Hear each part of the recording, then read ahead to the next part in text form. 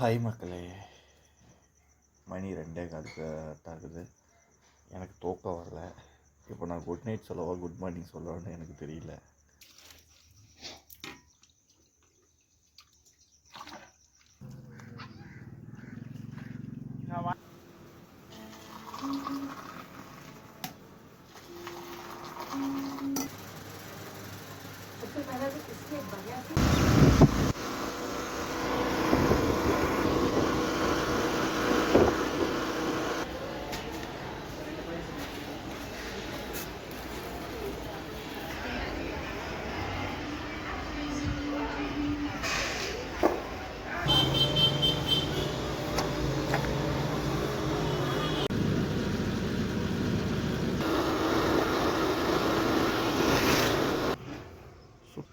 சுட்டாலே பட்டாசானா பிடிக்கிற 10,000 வாலா ஹை.